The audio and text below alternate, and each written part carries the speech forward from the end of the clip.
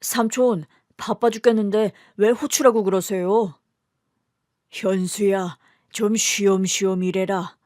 여기 의사가 너 하나만 있는 것도 아닌데 왜 이렇게 기를 쓰고 일을 해? 응급 전문의가 응급 환자를 보는데 왜 기를 쓰고 일하냐고요? 병원장님이 할 말이 아닌 것 같네요, 삼촌. 다른 응급 전문의도 많잖아. 좀 쉬어라. 알았어요. 숙직실 가서 좀 잘게요. 저 쉬라고 부른 거예요? 아니, 용건이 있어서 불렀다. 무슨 용건이요? 너 출장 좀 다녀와라. 김 선생, 내가 주소 보내줄 테니까 출장 진료 좀 다녀와. 출장이요? 뭐래? 대학병원 의사가 출장을 갑니까? 삼촌, 저를 조카 삼아 주신 건 감사한데 너무 막 부려먹는 거 아니에요? 내가 잘 아는 분이라서 그래. 나랑 동생이 신세를 많이 진 분이니까 다녀와. 부탁이다. 제가 삼촌이라고 부르는 병원장님은 저와의 인연이 깊습니다. 그 이야기는 잠시 후에 풀기로 하고 삼촌이 다녀오라는 곳에 출장을 나갔어요.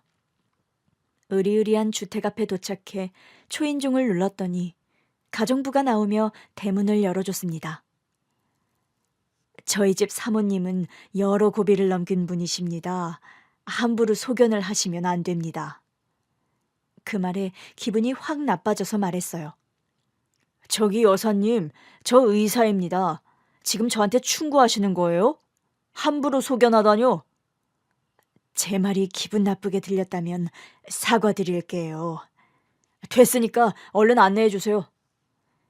가정부가 하는 말 때문에 기분 상한 채로 집 안으로 들어갔습니다. 집이 하도 커서 엄청 많이 걸어서 안방 앞에 도착했어요. 노크를 하고 가정부가 문을 열었습니다. 침실로 다가가자 나이가 많이 든 여자분이 누워 계셨어요. 박 원장님이 보내서 왔습니다.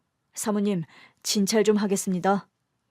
아, 박 원장이 보내신 분이군요. 먼 길 와주셔서 감사합니다. 차 타고 30분밖에 안 걸렸습니다. 잠시 앉아서 진료를 받도록 하시죠.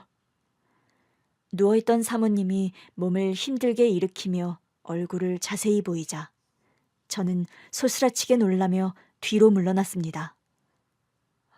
아니, 당신은...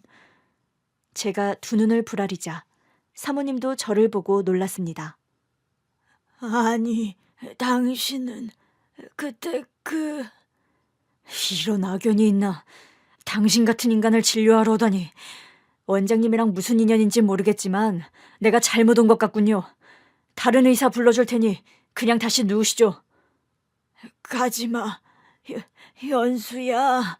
가지마, 현수야. 제 이름을 입에 올린 순간 화가 끓어올랐습니다. 그리고 사모님 앞에 다가가서 두 눈에서 레이저를 쏘듯이 노려봤어요. 어떤 악연인지 궁금하시죠?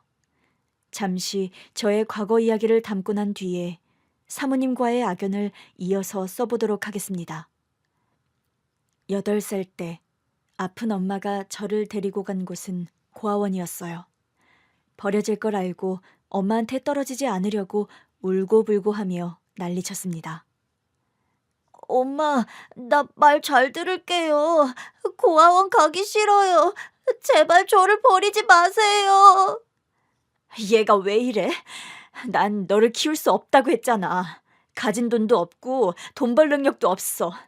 게다가 네 아빠가 날 버렸다고. 너도 상황을 잘 알잖아. 저를 버리려고 고아원에 끌고 간 엄마의 말은 아직도 머릿속에 토시 하나 틀리지 않고 깊이 새겨져 있습니다. 아무튼 엄마는 저를 고아원에 억지로 버리셨어요. 서류를 넘기고 모든 것이 완벽해지자 미소를 짓고 나가셨답니다. 현수야, 잘 살아. 여기서 사는 게 엄마랑 사는 것보다 100배는 나을 거야. 엄마, 가지 마세요. 저를 버리지 마세요, 제발. 네가 떨어져 나가니까 아픈 몸이 낫는 기분이다. 김현수, 넌 이제 나랑 아무런 사이도 아니야. 날 찾아올 생각하지 말고 보고 싶어 하지도 마라. 엄마, 잘못했어요. 말 잘 들을게요. 집에 돌아가요. 어린애가 뭘 잘못했겠어요. 엄마한테 버림받지 않으려고 마지막 용서를 빌었지만 엄마는 냉정하게 저를 버리셨습니다. 고아원에서 며칠 생활해봤지만 적응도 하지 못했고 엄마한테 돌아가고 싶은 마음이 컸어요. 아무리 저를 버렸다고 해도 그때는 엄마가 전부였으니 다시 가족의 품으로 돌아가고 싶었답니다. 야밤에 몰래 고아원을 빠져나와 기억을 더듬어 집을 향해 뛰어갔어요. 30여 킬로미터를 걸어서 찾은 엄마와 살던 집에 도착해서 문을 두드렸습니다. 이 시간에 누구야? 누구세요? 엄마, 저예요. 현수요. 제 목소리를 듣고 놀란 엄마가 문을 열었습니다. 세상에, 현수, 너 여기 어떻게 온 거니? 엄마가 보고 싶어서 달려왔어요. 엄마, 저 다시 받아주세요. 말 잘 들을게요. 엄마의 표정은 크게 당황한 듯 보였습니다. 집 안으로 들어오라고 해서 들어갔더니 웬 아저씨가 있더군요. 이 꼬맹이는 누구야? 그게 내 아들. 뭐 아들? 술주정뱅이랑 낳은 아들이란 말이야? 갖다 버렸다고 하지 않았어? 그랬는데 여길 다시 찾아왔네. 참나 기가 막히구만. 야, 난 네 아들 못 키운다. 애 키울 거면 나 집 나갈 거야. 엄마는 저를 버리고 어떤 아저씨를 집에 들여서 동거 중이었어요. 새살림을 차리는데 제가 짐이 되니 고아원에 버렸던 거죠. 그걸 알았으면서도 엄마와 살고 싶어서 엄마 몸에 꼭 붙어서 떨어지지 않았습니다. 우리 아들, 이 엄마가 정말 미안하다.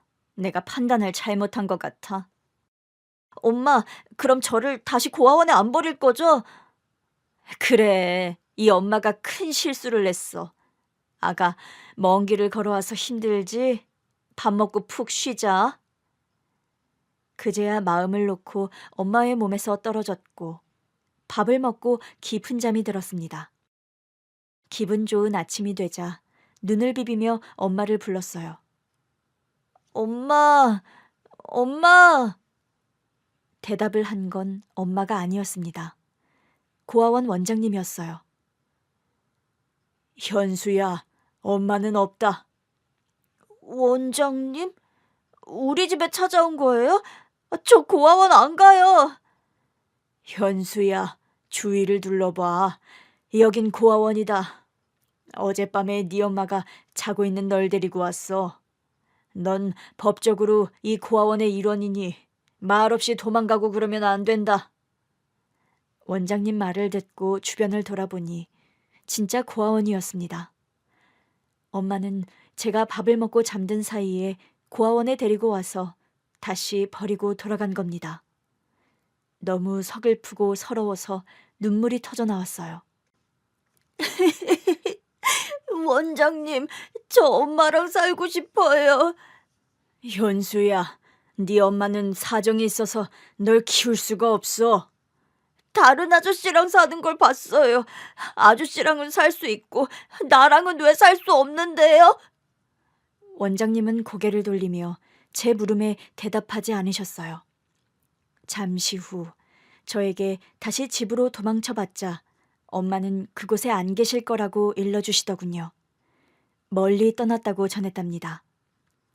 그렇게 버림당하고 원망을 가득 안고 고아원에서 지내는데 몇 달 뒤 정말 운명 같은 일이 벌어졌어요. 저를 입양하겠다고 나서는 중년 부부가 나타났답니다. 두 사람에겐 자식이 없어서 오랜 고민 끝에 입양을 하기로 마음을 먹었는데 갓난아기보다는 조금 성장한 아이를 키우기로 했다네요. 그 대상자가 바로 저였고요. 현수라고 했지? 참 잘생겼네. 듣자 하니 운동도 잘하고 공부도 잘한다면서? 아줌마랑 아저씨 따라가서 같이 살아보지 않을래? 네? 저를 데려다 키우시겠다고요? 그래, 우리가 널 입양하고 싶구나. 너 입양이 뭔지는 알지? 네, 알아요.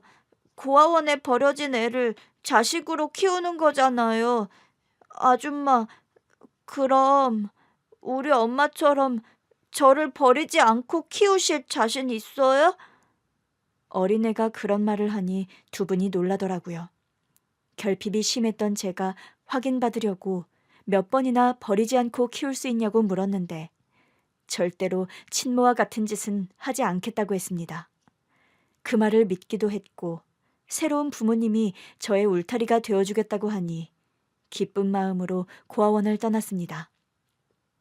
대저택에 들어가게 된 저는 눈이 돌아갈 정도로 신기하고 놀라워서 감탄사를 자아냈습니다. 우와, 엄마, 아빠, 여기가 정말 제가 살 집이라는 거예요? 그럼 여기가 네 집이다. 현수 네 방도 구경해야지. 우리가 벽지랑 도배도 했고 가방이랑 책이랑 많이 사놨다. 얼른 들어가 보자. 친엄마랑 살 때도 제 방은 따로 없었습니다. 그러니 기대하는 마음으로 제 방의 문을 열었습니다. 우와, 진짜 여기가 제가 지낼 방이라는 거예요? 엄마, 아빠, 엄청 근사해요. 믿어지지 않아요. 정말 고마워요. 현수가 좋아해서 다행이네. 앞으로 엄마 아빠가 많은 선물을 해줄 테니까 실컷 누리면서 지내렴. 내일 새로운 학교에 가야 하니 책가방부터 싸볼까? 네, 엄마. 엄마와 책가방도 쌌고 새 운동화에 끈을 끼우고 신어보기도 했습니다. 그리고 비싼 메이커옷을 입어보고 거울 앞에 서보기도 했죠. 이 모든 것을 누릴 수 있다는 게 정말 감동이었습니다.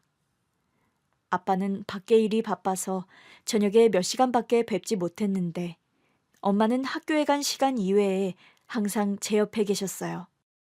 그때 당시에 학교 앞에서 기다리는 엄마가 거의 없던 시절이었는데 저희 엄마는 항상 저를 기다렸답니다. 엄마, 엄마! 아들, 오늘 학교에서 재밌었니? 네, 공부도 재밌었고 친구들이랑도 잘 놀았어요. 달려가며 엄마 품에 안겼습니다. 우리 아들 키가 그새 컸나?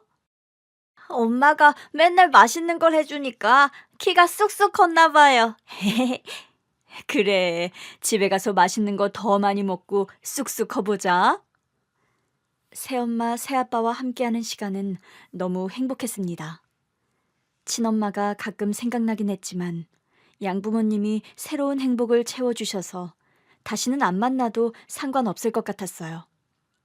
해가 여러 번 지나고 중학생이 되었을 때 학교에서 전교 1등까지 거머쥐었습니다. 엄마는 감동하며 기뻐하셨고 아빠도 제 미래가 기대된다며 훗날 아빠의 회사를 물려받아 성공하는 날이 올 거라고 칭찬하셨습니다. 그런 행복을 맛보고 있었는데 어느 날 하루아침에 아빠의 회사가 망해버렸어요. 자세한 건 모르지만 보직 문제와 거래처의 배신 등이 문제라고 들었던 것 같습니다. 그때부터 집안 분위기는 엉망이었어요. 그리고 빚을 해결하지 못하자 저희가 살던 집이 남의 손으로 넘어갔답니다. 작은 단칸방으로 이사를 하게 되었고 제 방은 이제 사라졌답니다. 그래도 양부모님과 끝까지 함께 살 수만 있다면 이까짓 거는 다 견딜 수 있었어요. 그런데 사업 망한 아빠가 얼마 못 가 극단적인 선택으로 세상을 떠났습니다. 그리고 엄마는 집에서 거의 누워만 있었어요. 시름시름 앓는 소리만 내었고 전과 같은 다정한 엄마의 모습을 다시는 볼 수 없었습니다. 이제 막 중학생이 되어 한 학기를 보냈는데 많은 일들이 있어 제 멘탈도 많이 부서졌답니다. 엄마, 밥 드세요. 계란이랑 참치 넣어서 볶았어요. 너나 먹어라. 엄마, 그러지 말고 너나 먹으라고. 난 생각 없다.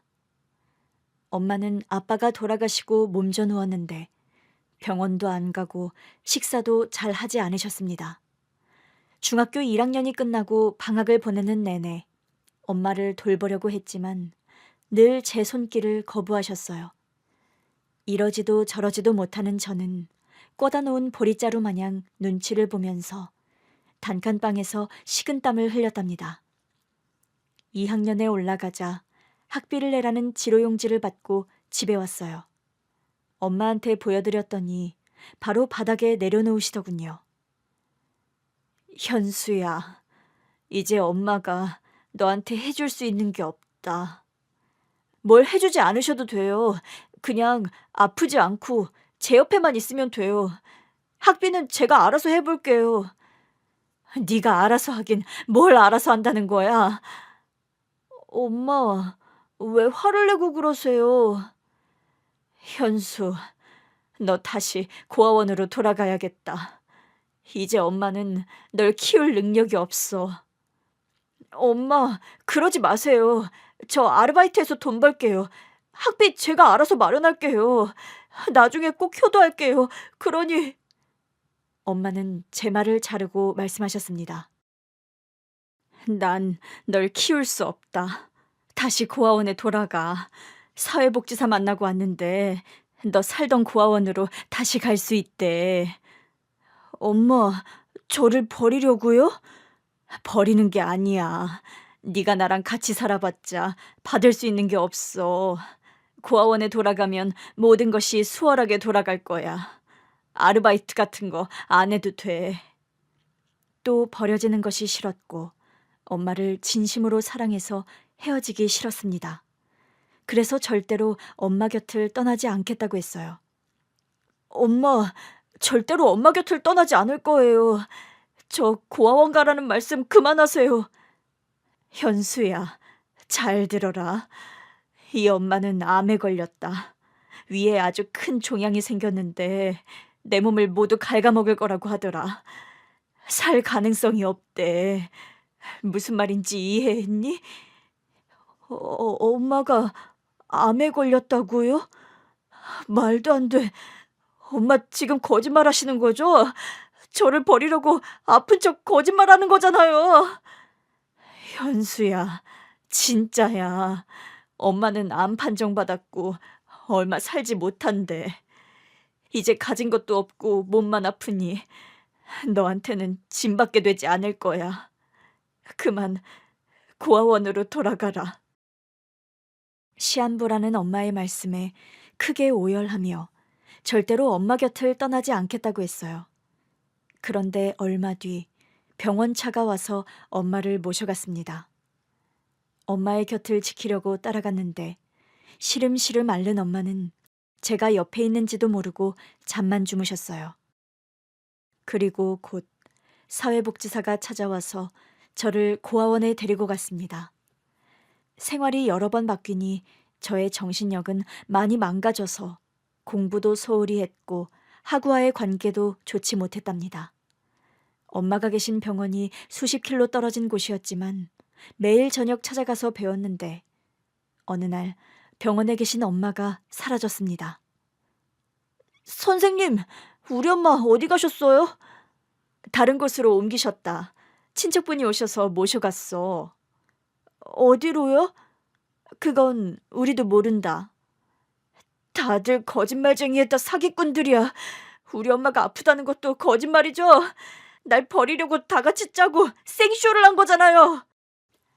의사와 간호사들은 흥분한 저를 말리더니 경비를 불러 병원 밖으로 내보냈습니다. 그 뒤로 엄마의 소식을 전해 들을 수 없었어요. 왜 이렇게 어른들은 이기적일까요? 2번이나 버림받은 저는 고아원에서 지냈는데 엄청 못된 아이로 자랐습니다. 학교에서 누군가 제 이야기를 하는 것 같으면 참지 않고 주먹부터 날렸고 공부도 담을 쌓았습니다. 저를 거지 고아라고 놀리는 한 녀석이 있었는데 하루 날 잡아서 엄청 심하게 패줬어요. 학교 선생님은 저를 불러다 놓고 몽둥이로 흠씬 때리셨습니다. 선생님, 저 자식이 먼저 버림받은 놈이라고 놀렸다고요. 고아원에서 사는 거지 자식이라고 조롱했단 말이에요. 그래서 주먹질을 하면 안 되지. 그럼 어떻게 화를 푸는데요? 그냥 당해야만 하는 겁니까? 현수, 너는 매를 더 맞아야겠다. 누군가가 널 잡아주지 않으면 더 엇나가겠어. 선생님은 제 엉덩이에 피멍이 들도록 매를 들었습니다. 억울하고 화나고 모든 것이 미웠습니다. 나를 버린 두 어머니를 원망하기도 했고요. 학교 생활과 고아원 생활은 저에게 아무런 도움이 되지 않았습니다. 공부를 해서 달라지는 것도 없고 고아원에서 규칙적으로 지내봐야 저의 영혼은 치유되지 않았습니다. 중학교 2학년 때 반항심이 배로 커진 저는 고아원에서 도망 나왔고 학교를 나가지 않았어요. 불량 청소년들이 지내는 폐가에서 지냈습니다. 그중 한 아이가 오토바이가 있었는데 그걸 빌려서 타는 것이 저의 낙이었습니다. 나 오토바이 좀 빌려줘. 너무 멀리 가지 마. 기름 별로 없으니까 적당히 타고 가져와. 알았으니까 키나 줘. 오토바이를 타고 도로를 질주하는데 머릿속이 맑아지는 기분이었습니다. 이대로 영원히 달리고 싶은 마음이었죠. 다시 폐가로 돌아왔는데 어떤 어른이 애들을 세워놓고 뭔가를 묻고 있더라고요. 자세히 보니 제 담임 선생님이었습니다. 현수야, 너 여기 있었구나. 여기는 어떻게 오셨어요? 설마 저를 보러 오셨어요? 그래, 너 만나려고 왔다. 잠깐 이야기 좀 하자. 할 말 없는데요. 또 몽둥이질을 하러 오셨다면 그냥 맞아주지 않을 겁니다.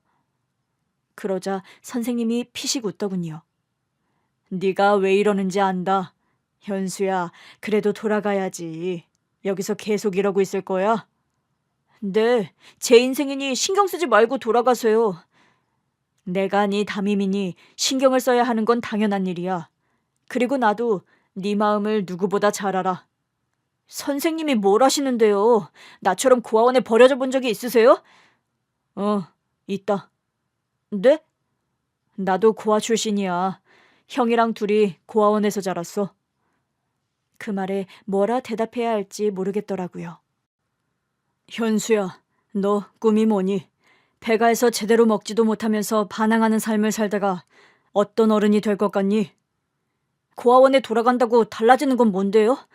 거기나 여기나 다를 게 없거든요. 학교도 지긋지긋해요. 같은 반 동급생들을 하나하나 두들겨 패주고 싶은데 뭐하러 거길 돌아가요? 내가 도와줄게.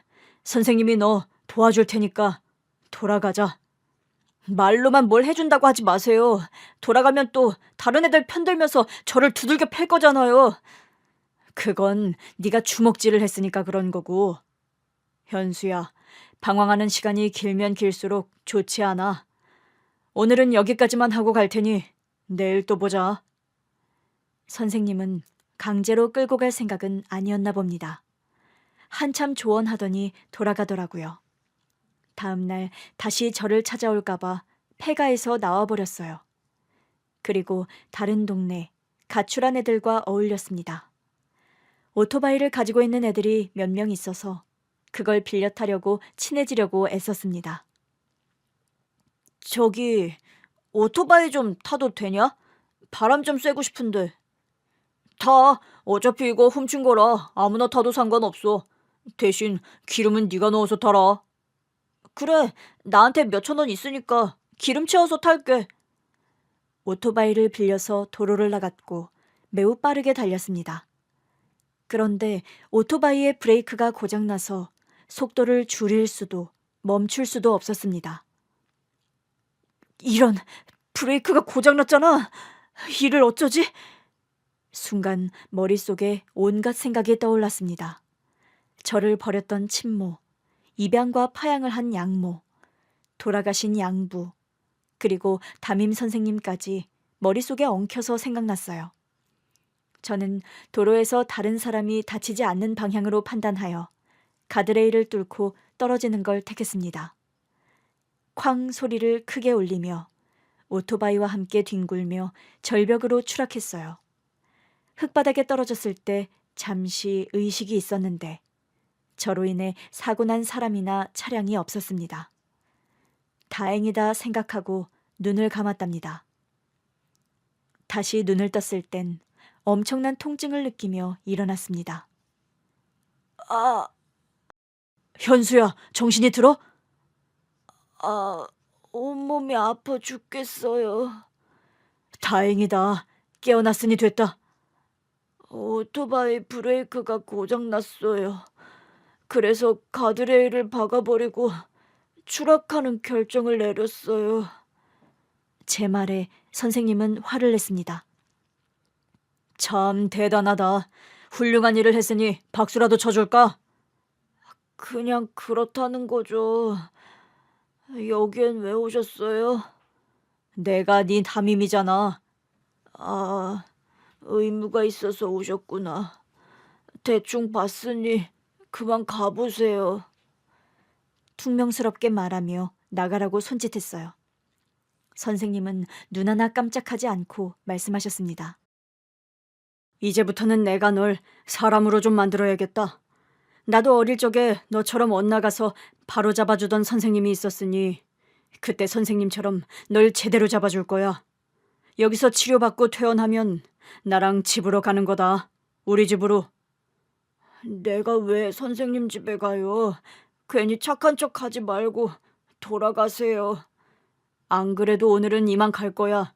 너도 쉬어야 하고 나도 할 일이 있으니까. 그런데 계속 이런 태도로 굴면 나도 정중하게 대하지 않을 거다. 너 내가 학교에서 별명이 뭔지 알지? 미친 괴요? 그래, 나 무서운 선생님이야. 앞으로 현수 너를 제대로 된 사람으로 만들어주는데 필요한 벌은 다 내릴 거야. 단단히 각오해라. 넌 미친 개한테 걸렸으니까. 선생님은 그날부터 제 병실에 매일 오셨습니다. 얼어붙은 저의 가슴은 언젠가부터 녹아내려서 선생님이 오기를 기다리고 있더군요. 야 임마, 선생님이 오셨는데 누워있냐? 인사 안 해? 저는 몸을 반쯤 일으키며 인사했습니다. 안녕하세요 선생님. 부탁한 만화책 가져오셨어요? 그래, 만화책이랑 교과서도 가져왔다. 내가 학교에 잘 말해서 퇴원하면 학교로 돌아오기로 했다. 뭐하러 그러셨어요? 그동안 학교 빠진 것도 많아서 퇴학 처리가 될 텐데. 자, 공부 좀 하자. 내가 속성으로 과외해 줄 테니까 잘 배워. 선생님, 그동안 공부를 놓고 살았는데 하루아침에 그게 되겠어요? 그래서 매일 하자는 거잖아, 임마. 내가 개인 시간 쪼개가면서 이러면 너도 고마운 줄 알고 잘 받아들여야 할 거 아니야? 저는 마음에 없는 소리를 했습니다. 누가 개인 시간 쪼개가면서 가르쳐 달래요? 그냥 선생님 인생이나 살아요. 저는 신경 쓰지 마시고. 이놈의 자식이 또 까부네. 다친 놈이라 몽둥이도 못 대니 열불이 나네. 야, 너 태어나면 그동안 밀린 매를 다 맞을 줄 알아? 빨리 책 펴. 아, 네. 다른 애들은 진도 어디까지 나갔어요? 그날부터 선생님과의 수업이 시작되었습니다. 병실에서 깁스를 한 채 교과서를 들고 공부했죠. 오랜만에 공부를 하니 나름 재밌더라고요. 만화책이 옆에 있었지만 교과서를 붙들고 하루 종일 공부만 하면서 시간을 보냈습니다. 2달 뒤 병원에서 퇴원하게 되었습니다. 선생님, 그런데 병원비는 누가 냈어요? 누가 내긴 내가 냈지 짜샤. 진짜요? 그럼 가짜겠냐? 내 피 같은 돈을 네 병원비로 썼으니까 너 진짜 열심히 해야 해. 고맙습니다. 그럼 저 어디로 가요? 고아원에서 다시 받아줄지 모르겠네요. 내가 고아원 원장님이랑 이야기해놨다. 평일에는 내 집에서 지내고 주말에는 고아원으로 가서 지내. 나도 장가 가려면 주말에는 연애도 해야 하니까 그 정도는 이해해줘라. 선생님은 평일에 당신의 집에서 같이 지내자고 하셨어요. 빈말로 한 줄 알았는데 진심이었더라고요. 그래서 선생님 댁으로 갔는데 단칸방이었습니다. 여기서 선생님이랑 둘이 지내자고요? 야 임마, 나 교사 된 지 겨우 2년 됐어. 내가 무슨 돈이 있어서 집을 사겠냐? 그럼 그냥 혼자 지내세요. 고아원이 낫겠어요. 아, 호레비 냄새가 진동하네. 이 자식이 또 까부네. 너 일로 와. 몽둥이 좀 들어야겠다. 알았어요. 그냥 조용히 지낼게요. 됐죠? 기분은 좋긴 했지만 좁은 방에서 선생님의 자리를 빼앗는 것 같아 괜히 엄살 부리듯 싫은 척했답니다. 선생님은 저에게 무엇을 기대했는지 공부를 심하게 시켰어요. 현수야, 밤 10시까지는 공부해라. 공부만이 살 길이라 생각하고 죽어라 공부해. 쌤, 너무 가혹한 거 아닙니까? 저 괴롭히려고 쌤 집에 데리고 온 거죠. 그걸 이제야 알았냐? 내가 너 때문에 학교에서 곤란한 상황을 한두 번 겪은 줄 아냐? 어? 그런데 넌 머리가 있어서 공부를 하면 반드시 성공할 거야. 1학년 때는 전교 1등까지 하던 놈이잖아. 그건 순전히 운이에요. 그리고 양부모님한테 잘 보이려고 노력한 거고요. 그 자식 말 더럽게 많네. 그냥 입 다물고 공부나 해. 너 이번 기말고사에서 평균 90점 못 넘으면 1점에 100대씩 맞을 줄 알아. 빈말하는 거 아니니까 각오하고 공부해라. 쌤, 이걸 고맙다고 해야 해요? 병원비도 내주고 호래비 냄새나는 방에 데리고 와서 보살펴주는 것도 감사한데 너무 가혹한 거 아닙니까? 나중에 나한테 고맙다고 절을 할 거다. 나도 네 나이 때 담임 선생님이 사고 치지 말고 공부하라고 엄청 때렸다. 그러고 보니 선생님의 학창시절 이야기를 못 들었네요. 이야기 좀 해보세요. 그러자 선생님은 피식 웃으며 학창시절 이야기를 들려주셨답니다. 선생님은 고아원에서 학교를 다녔는데 고아라고 왕따 당하고 놀림을 심하게 받았대요. 그래서 말보다 주먹이 먼저 나가서 사고를 엄청나게 쳤는데 담임 선생님이 몽둥이를 매일 들었고 집에 불러다 놓고 공부를 시켰답니다. 점차 반항심이 줄어들었고 선생님의 진심을 알고 더 진심으로 공부해서 성공해야겠다는 생각이 들었어요. 그리고 어릴 적 이야기를 들려주더니 선생님이 꿈이 뭐냐고 물었습니다. 현수야, 너도 나 같은 교사가 되고 싶냐? 아니요, 저는 학생들을 보듬어주는 위인이 못 돼서요. 자식, 그래, 꿈은 나중에 생각해보고 공부나 해라. 담임 선생님 덕분에 학교를 잘 다녔고 공부도 열심히 했어요. 1년 동안은 선생님 댁에서 지냈는데 1살 더 먹고 나서는 도저히 같이 지내기 어렵겠더라고요. 그래서 잘 말씀드리고 고아원으로 아예 돌아갔고 학교 생활을 열심히 했답니다. 너 내가 안 본다고 해서 대충 공부할 생각하지 마라. 나중에 고등학교 올라가서도 내가 계속해서 널 찾아갈 거야. 쌤, 정말 집요하시네요. 저 이제 변했다니까요. 선생님 덕분에 사람 됐다고요. 그걸 안다니 다행이다. 현수야, 조금 있다가 선생님 형 오시니까 밥 먹고 가라. 쌤, 형이요? 그분도 선생님이세요? 선생님이긴 한데 학교 선생님이 아니라 의사 선생님이다.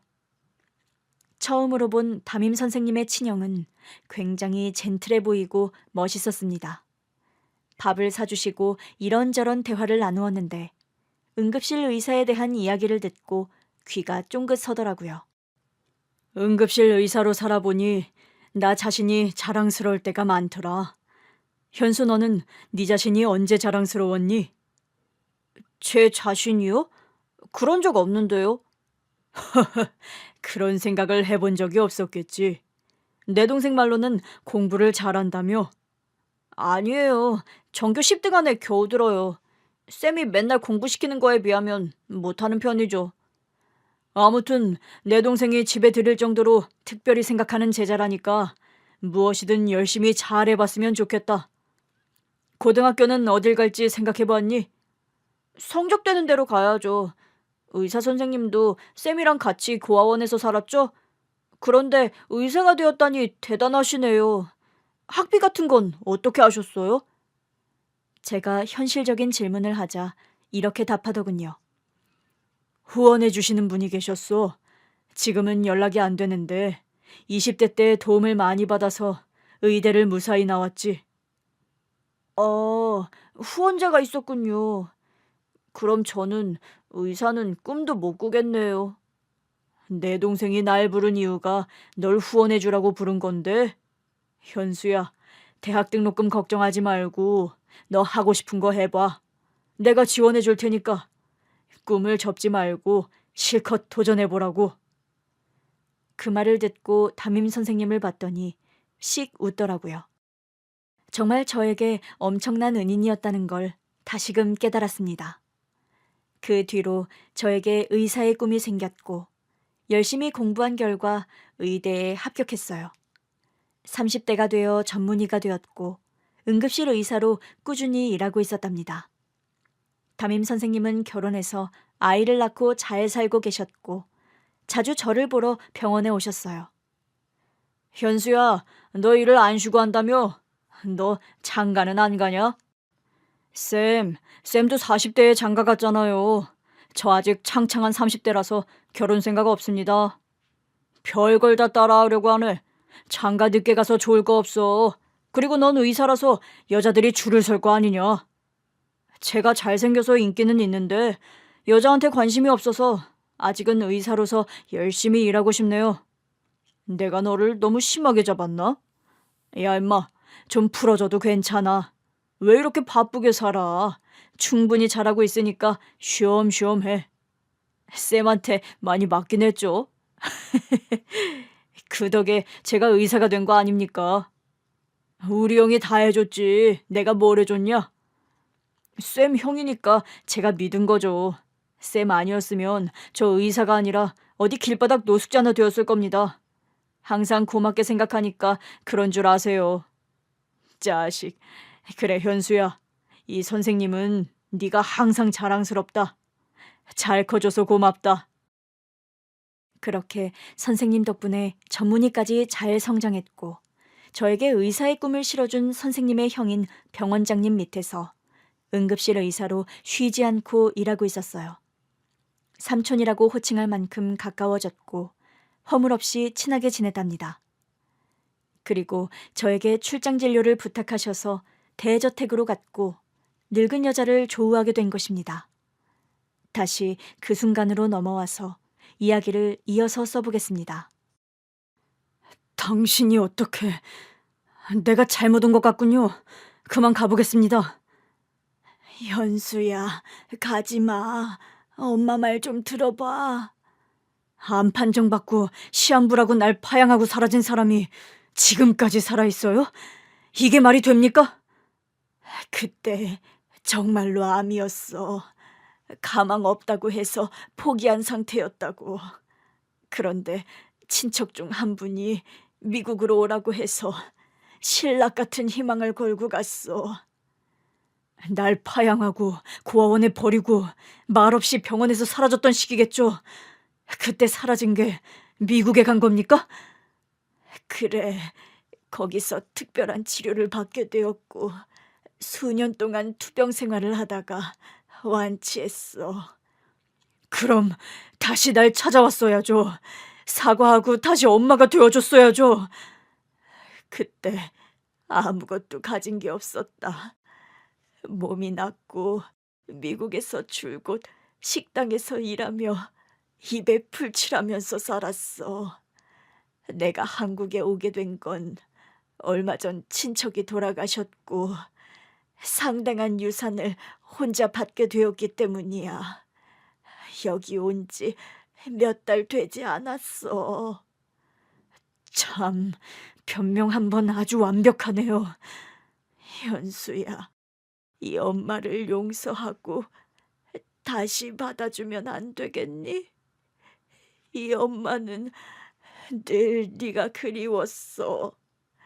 널 다시 찾고 싶었지만 가진 것도 없고 몸도 성치 않아서 감히 찾을 수가 없었어. 그렇게 변명인지 해명인지 하는 말을 줄기차게 들었지만 저의 마음은 돌아서지 않았습니다.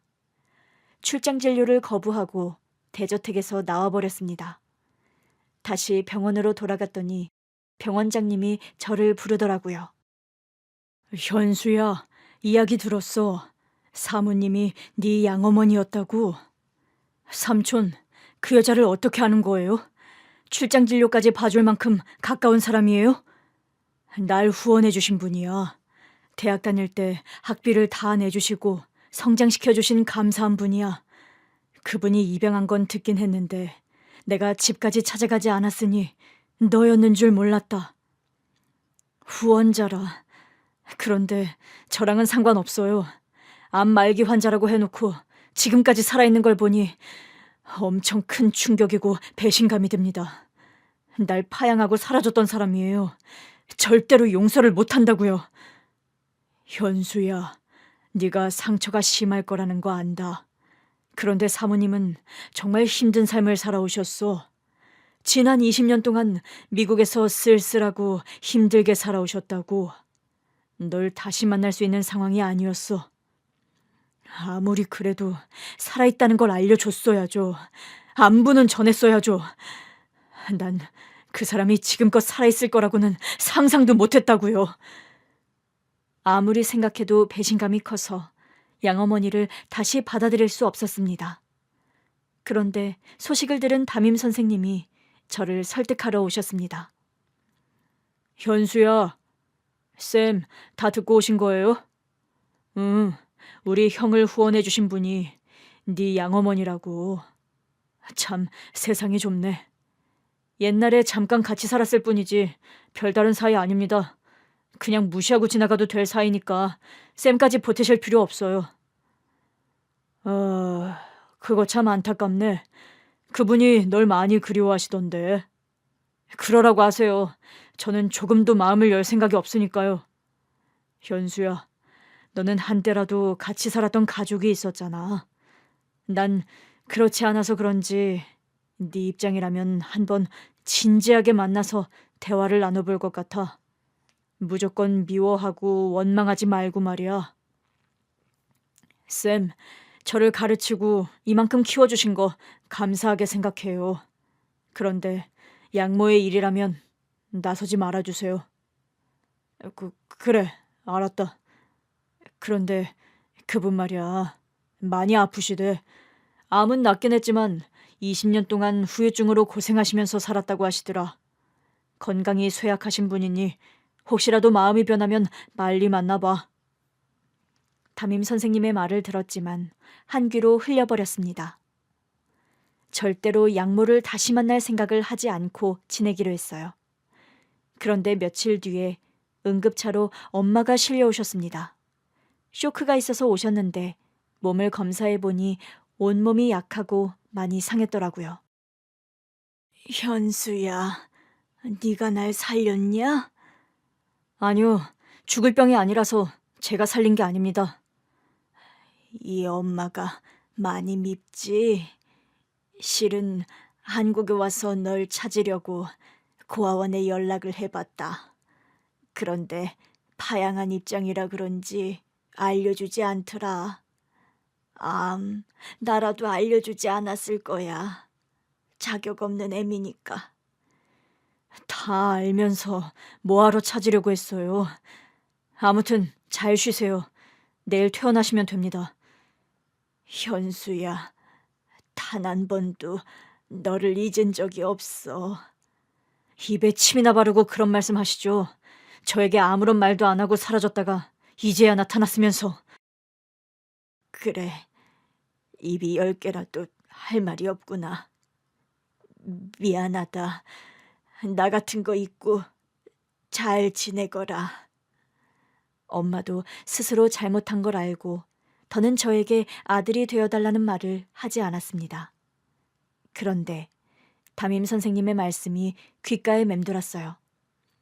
당신은 가족을 가져본 적이 없어서 제 입장이면 엄마를 받아들일 수도 있겠다는 말이 자꾸 생각났습니다. 퇴원하는 엄마가 인사를 하러 왔길래 대충 받아주고 말았어요. 생각은 났지만 다시 모자지간으로 지내는 건 힘들 것 같아서 잊어버리고 지내려고 했습니다. 그런데 어느 날, 병원 쉬는 날 편한 바지를 사러 동네 시장을 내려갔습니다. 이것저것 고르고 있는데 사람들이 모여서 놀란 목소리를 지르더라고요. 무슨 일인지 다가가 봤더니 누가 의식을 잃고 쓰러졌더라고요. 모여든 사람을 해치고 바닥에 쓰러진 사람을 보았는데 덜컥 눈물이 흘러나왔어요. 엄마, 정신 차려봐요. 호흡, 맥박이 없잖아. 얼른 심폐소생술을 시작하며 주변 사람에게 구급차를 부르라고 했어요. 엄마의 가슴을 계속 누르며 심폐소생술을 하는데 멈춘 심장은 뛰지 않았어요. 이렇게 가시면 안 돼요. 다 용서할 테니까 내 엄마가 되어달라고요. 당장 눈 떠요. 간절함으로 심폐소생술을 하는데 계속 호흡이 돌아오지 않았습니다. 구급차가 도착하자 같이 타고 여전히 심장을 뛰게 하려고 노력했습니다. 이윽고 엄마는 긴 숨을 뱉어냈습니다. 엄마, 정신이 들어요? 현수, 내 아들 현수야. 어떻게 된 거니? 왜 이렇게 울고 있는 거야? 그제야 안심하고 저도 눈물과 땀을 닦아냈답니다. 제가 일하는 병원으로 엄마를 모시고 가서 다시 검사를 받게 해드리고 입원 수속을 받았습니다. 심장이 약하시네요. 내 몸이 다 약해. 이런 몸으로 널 다시 찾을 수 없었어. 현수야, 진짜야.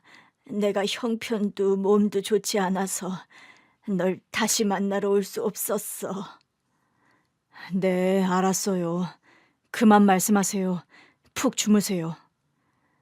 정말로 나는 현수 너를 한 번도 잊은 적이... 엄마는 말씀을 하다 말고 약에 취해서 깊은 잠이 들었답니다. 병원장님, 담임 선생님이 오셔서 엄마의 상태를 보시더니 저더러 큰 힘이 되어줬으면 좋겠다고 말씀하셨어요. 큰 힘이라는 게 아들이 되어주라는 뜻이었죠. 엄마가 깨어났을 때 흐뭇하게 웃으시며 제 머리를 쓰다듬더군요. 우리 아들, 자니? 엄마의 손을 잡고 고개를 파묻고 잠든 저는 따스한 손길에 깨어났습니다. 일어나셨어요. 좀 어떠세요? 아들이 옆에 있으니까 좋구나. 그거 말고 몸이 어떠냐고요? 아픈 데 없어요? 어제까지만 해도 온몸이 쑤시고 아팠는데 아들 보니까 다 나은 모양이야. 엄마도 참... 현수야, 엄마가 너한테 줄 게 있어. 그게 뭔데요? 엄마는 유언장을 꺼내서 저에게 건네줬습니다. 거기엔 엄마의 전 재산을 저에게 주겠다는 문장이 적혀 있었고 저에게 사죄하는 글이 대부분이었습니다. 현수야, 엄마가 변명하지 않을게. 이제라도 엄마 옆에 있어주면 안 되겠니? 지금 옆에 있잖아요. 퇴원하고 엄마 집으로 같이 가요. 그래, 고맙다. 우리 아들이 마음을 열어줘서 너무너무 기쁘구나. 저를 파양했던 양어머니와 다시 모자지간으로 지내기로 했고 얼마 뒤에 퇴원하고 엄마 댁으로 같이 들어갔습니다. 건강이 쇠약하니 제가 옆에서 돌봐드리려고 당분간 같이 지내기로 했어요. 저를 도와줬던 담임 선생님과 병원장님을 생각하며 제가 받았던 애정을 엄마한테 돌려드렸죠. 그러고 보니 엄마가 병원장님을 후원했고 담임 선생님과 병원장님이 저를 이만큼 성장하게 도와주셨고 저는 엄마를 보살피게 되었네요. 메비우스의 띠처럼 돌고 도는 사랑인가 봅니다. 아무튼 제가 돌봐드린 엄마는 많이 건강해지셨어요. 1년 동안 많은 일들이 있었는데 엄마와의 화해와 사랑하는 여자가 생겼고 결혼을 결정했답니다.